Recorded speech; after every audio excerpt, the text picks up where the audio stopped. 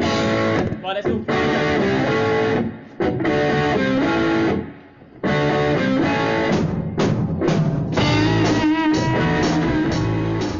Hi guys, welcome to the next part of unlocking the fretboard. My cat's just walking past my legs, so I'll just give her a bit of attention. And then what we're going to do is we're going to move on to the third mode. So last week we looked at Dorian, and I set you the challenge of trying to play Dorian in the first position in G, and then if you could transpose that, and if you could do that, then learn all the other four positions to get 5 positions of Dorian. That's quite difficult in a week, so hopefully you've managed to do some of that. The real aim is to just get that first position of Dorian sorted and to understand the notes in Dorian. We're going to do the same thing now. We're going to take our G major scale. We're going to then play the Phrygian, which in this case will be in the key of B, B Phrygian, with our G major notes. We'll then compare B Phrygian to B major to get the intervals that we use in Phrygian, and then we're going to move that to the key of G, and then we're going to go through the correct position. Okay. That's a lot of stuff. That sounds complicated. Hey cat. So let's do that. First thing we're going to do, let's play through our G major scale. So we've got good start.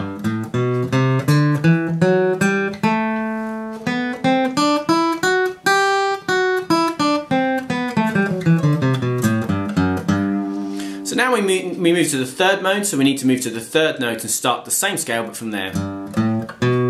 Okay.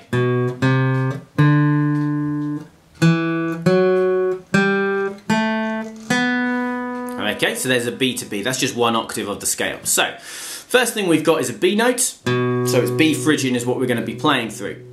Okay, so the first thing we're going to notice, normally in a major scale, the first gap, the first interval is a tone, which would take us to there. But we don't have a C sharp, we've got a C. So we've got a flat second. Now this is what makes Phrygian Phrygian, okay? And it gives it a very distinctive sound, is the flat second, okay? So that's already completely different. So second note is different, flat second. Okay, good. Then we've got a tone gap, which means this is a minor third, so it's another minor scale, okay? It's got a minor sound to it. Next note is down here. This is a perfect fourth. So we're absolutely fine with this. We've gone up from the minor third to upper tone to the perfect fourth. Fantastic, that's exactly what we'd expect to see. Then we've got another tone to the perfect fifth. Great, so we've got a perfect fourth and a perfect fifth. Nice and simple, that bit. Then the next note is actually only a semitone up. So we'd expect in our first two scales, we had from the fifth to the sixth was a tone. So we had a major sixth, but we don't now. We've got a flattened sixth, okay? So it's another different note. And then what we've got above that is we've got another tone from there down to this A note, and that means that is also a flat note. That's a flat 7, and then we've got our root note, because if it was a major second, it would be there. So it's a flat note. So a few more flats in this one. The first scale, Dorian, is 2 notes different from a major scale. It has the minor third because it's a minor scale, and it has a flattened 7th. This one actually has one more, basically. It's got a flat, sorry, 2 more. I can't even count. It's got a flat second, and then it's got a flat third. Then it's got perfect fourth, perfect fifth, flat 6th, and it's got the flat 7, and then it's got the roots. Okay, so it's a very, very interesting scale. Now, last week I went through a chord, and the weird thing with this is this is the scale that sounds very Spanish and gives a flamenco flavour. So you often actually play it over a major chord, which is weird because that shouldn't work, but it kind of does.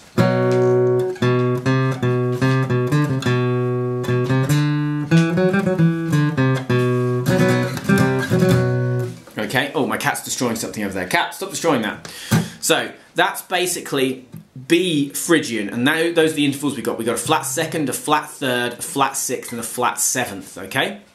So then what we're going to do is we're going to take our normal G scale and we're going to put those notes in. So we've got a G. It's a good start to a G Phrygian. So normally we'd go there, but we know we've got a flattened second, so the next note is going to be down here. So now we've got a flat third, so the next note's going to be here. Because normally the third would be here, a B note, so we're going to play it there. And we could play it there as well, but because we've got the flat second, it's easier here. Also, I know what shape we're going to be using, so I'm going to play it here. A little bit of prior knowledge. Flat fourth, flat fourth, perfect fourth, perfect fifth, flattened 6th, because it's just a semitone up from there, flat 7, back to that root.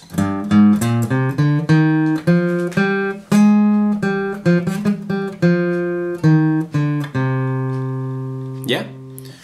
So really cool sound there. I threw in the extra flat second at the end there just because I wanted to get that flavour of Phrygian so you can hear it.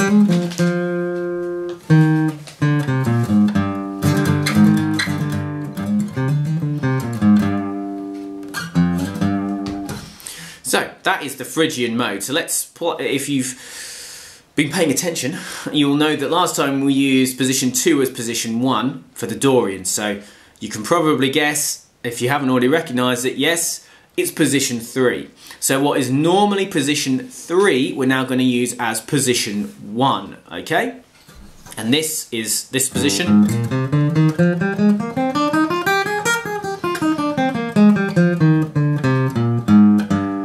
Okay, so the root's there. Normally in position 3, if we're playing a major scale, the root would be there.